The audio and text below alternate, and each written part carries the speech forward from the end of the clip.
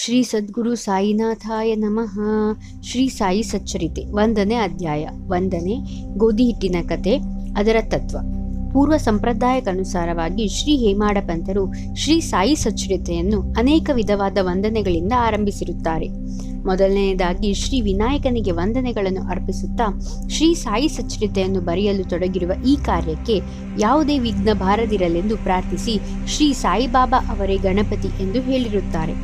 ನಂತರ ಈ ಕೃತಿಯನ್ನು ರಚಿಸಲು ಸಾಕಷ್ಟು ಹುಮ್ಮಸ್ಸನ್ನು ನೀಡುವಂತೆ ಶ್ರೀ ಸರಸ್ವತಿ ಮಾತೆಯನ್ನು ಪ್ರಾರ್ಥಿಸಿ ಶ್ರೀ ಸಾಯಿಬಾಬಾ ಅವರು ಶ್ರೀ ಸರಸ್ವತಿಯಲ್ಲಿ ಐಕ್ಯರಾಗಿ ತಾವೇ ಸ್ವತಃ ತಮ್ಮ ಜೀವನ ಚರಿತ್ರೆಯನ್ನು ಹಾಡಿರುತ್ತಾರೆ ಎಂದು ಹೇಳಿರುತ್ತಾರೆ.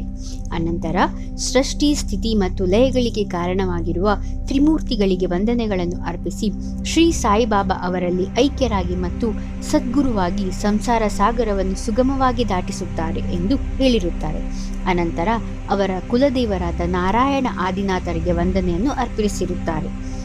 ಅನಂತರ ತಾವು ಜನಿಸಿದ ಗೋತ್ರದ ಮೂಲ ಪುರುಷರಾದ ಭಾರದ್ವಾಜ ಮುನಿಗಳಿಗೆ ಮತ್ತು ಯಜ್ಞವಲ್ಕ್ಯ, ಭೃಗು, ಪರಾಶರ, ನಾರದ, ವೇದವ್ಯಾಸ, ಸನಕ, ಸನಾನಂದ, ಸನತ್ಕುಮಾರ, ಶುಕ, ಶೌನಕ, ವಿಶ್ವಾಮಿತ್ರ, ವಾಲ್ಮೀಕಿ, ವಾಮದೇವ, ಜೈಮಿನಿ, ವೈಶಂಪಾಯನ, ನವಯೋಗೀಂದ್ರ ಮುಂತಾದ ಮಹರ್ಷಿಗಳಿಗೂ ಮತ್ತು ನವಯೋಗಿಗಳಾದ ನಿವೃತ್ತಿ, ಜ್ಞಾನದೇವ, ಮುಕ್ತಾಬಾಯಿ, ಜನಾರ್ದನ, ಏಕನಾಥ, ನಾಮದೇವ, ತುಕಾರಾಮ, ಕನ್ಹ, ನರಹರಿ ಮೊದಲಾದವರಿಗೂ ಸಹ ವಂದನೆ ಅರ್ಪಿಸಿರುತ್ತಾರೆ.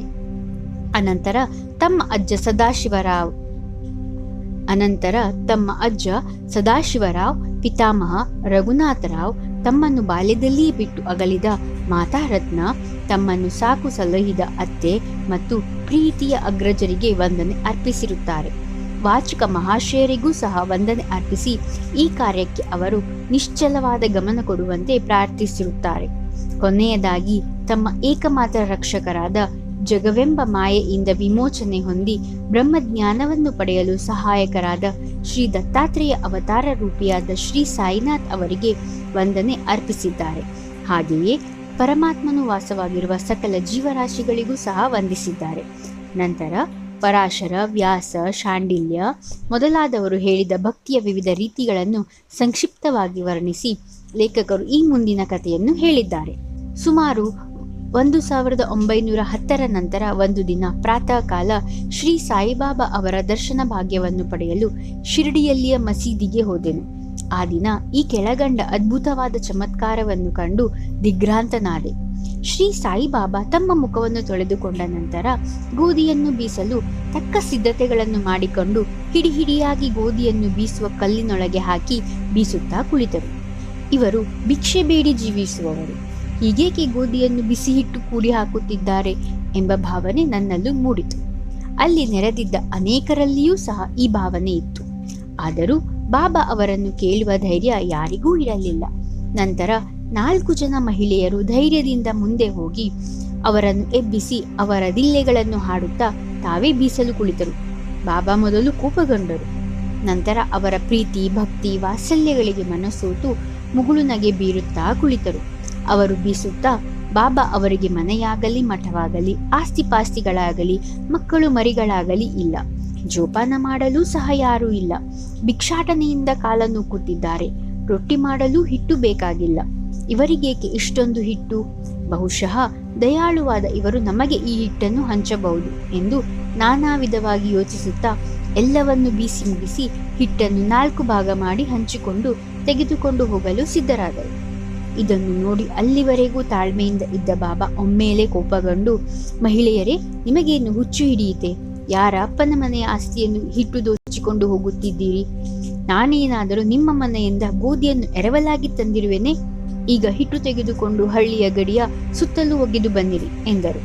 ಈ ಮಾತನ್ನು ಕೇಳಿ ಅವರು ಗಾಬರಿಗೊಂಡು ತಮ್ಮಲ್ಲಿಯೇ ಪಿಸುಗುಡುತ್ತಾ ಬಾಬಾ ಅವರ ಆಜ್ಞಾನುಸಾರವಾಗಿ ಹಿಟ್ಟನ್ನು ಹಳ್ಳಿಯ ಸುತ್ತಲೂ ಚೆಲ್ಲಿ ಬಂದರು. ಆಗ ನಾನು, ಬಾಬಾ ಹೀಗೇಕೆ ಮಾಡಿದರು ಎಂದು ಶಿರಡಿವಾಸಿಗಳಲ್ಲಿ ಪ್ರಶ್ನಿಸಿದೆ. ಅವರು, ಕಾಲರಾ ಅಂಟು ಜಾಡ್ಯವು ಹಳ್ಳಿಯಲ್ಲಿ ಹರಡಿದೆ, ಅದಕ್ಕೆ ಇದು ಬಾಬಾ ಅವರ ಚಿಕಿತ್ಸೆ. ಹಿಟ್ಟು ಮಾಡಿ ಚೆಲ್ಲುವುದು ಗೋಧಿಯನ್ನಲ್ಲ, ಕಾಲರಾ ಕ್ರಿಮಿಗಳನ್ನು ಪುಡಿ ಮಾಡಿ ಹಳ್ಳಿಯಿಂದ ಆಚೆಗೆ ಚೆಲ್ಲಿದ್ದಾರೆ. ಇದರಿಂದ ಕಾಲರಾ ಜಾಡ್ಯವು ಕಡಿಮೆಯಾಗಿ ಜನ ಈಗ ಸುಖವಾಗಿರುತ್ತಾರೆ ಎಂದರು. ಈ ವಿಷಯವನ್ನು ಕೇಳಿ ನಾನು ವಿಸ್ಮಯಗೊಂಡೆ. ಆಗ ನನ್ನಲ್ಲಿ ನಾನೇ, ಗೋಧಿ ಹಿಟ್ಟಿಗೂ ಕಾಲರಕ್ಕೂ ಇರುವ ವ್ಯಾವಹಾರಿಕ ಸಂಬಂಧವಾದರೂ ಏನು? ಈ ಘಟನೆ ವಿವರಣಾತೀತ. ನಾನು ಬಾಬಾ ಅವರ ಲೀಲೆಗಳ ಬಗ್ಗೆ ಬರೆಯಲೇಬೇಕು ಮತ್ತು ಅವರ ಮಧುರ ಲೀಲೆಗಳನ್ನು ಮನದಣಿಯುವಂತೆ ಹಾಡಲೇಬೇಕು ಎಂದು ಯೋಚಿಸಿದಾಗ ನನ್ನ ಹೃದಯದಲ್ಲಿ ಸಂತೋಷ ತುಂಬಿ ತುಳುಕಾಡಲು ಪ್ರಾರಂಭವಾಯಿತು. ಈ ರೀತಿ ಸಾಯಿ ಸಚ್ಚರಿತೆ ಬರೆಯಲು ನನಗೆ ಸ್ಫೂರ್ತಿ ಬಂದಿತು. ಬಾಬಾ ಅವರ ಕೃಪಾದೃಷ್ಟಿ ಮತ್ತು ಆಶೀರ್ವಾದದ ಫಲದಿಂದ ಈ ಕೆಲಸ ಯಶಸ್ವಿಯಾಗಿ ಮುಗಿಯಿತು ಎಂಬುದನ್ನು ನಾವು ಬಲ್ಲೆವು. ಬೀಸುವುದರ ತತ್ವ. ಈ ಮೇಲ್ಕಂಡ ಘಟನೆಗೆ ಶಿರ್ಡಿವಾಸಿಗಳು ಕೊಟ್ಟ ಉತ್ತರ ಅರ್ಥವಲ್ಲದೆ ಈ ಮಹೋನ್ನತ ತತ್ವದರ್ಶನವೂ ಅದರ ಮತ್ತೊಂದು ಅರ್ಥವಾಗಿದೆ. ಸಾಯಿಬಾಬಾ ಶಿರಡಿಯಲ್ಲಿ ಸುಮಾರು 60 ವರ್ಷಗಳ ಕಾಲ ವಾಸಿಸಿದ್ದರು. ಈ ಕಾಲದಲ್ಲಿ ಅವರು ಈ ತರದ ಬೀಸುವಿಕೆಯ ಕಾರ್ಯವನ್ನು ಪ್ರತಿದಿನವೂ ಮಾಡುತ್ತಿದ್ದರು. ಅವರು ಬೀಸುತ್ತಿದ್ದುದು ಬರೀ ಗೋಧಿಯನ್ನಲ್ಲ, ಅಸಂಖ್ಯಾತ ಭಕ್ತರ ಪಾಪಗಳನ್ನು ಮತ್ತು ಅವರ ಮಾನಸಿಕ ಹಾಗೂ ದೈಹಿಕ ಜುಗುಪ್ಸೆಗಳನ್ನು. ಕಾರಣ, ಈ ಬೀಸುವ ಕಲ್ಲುಗಳು ಕರ್ಮ ಮತ್ತು ಭಕ್ತಿಯನ್ನು ಸೂಚಿಸುತ್ತವೆ. ಮೇಲಿನ ಕಲ್ಲು ಕರ್ಮವನ್ನು, ಕೆಳಗಿನ ಕಲ್ಲು ಭಕ್ತಿಯನ್ನು ಸೂಚಿಸುತ್ತದೆ. ಬೀಸುವ ಕಲ್ಲಿನ ಹಿಡಿಯೇ ಜ್ಞಾನ.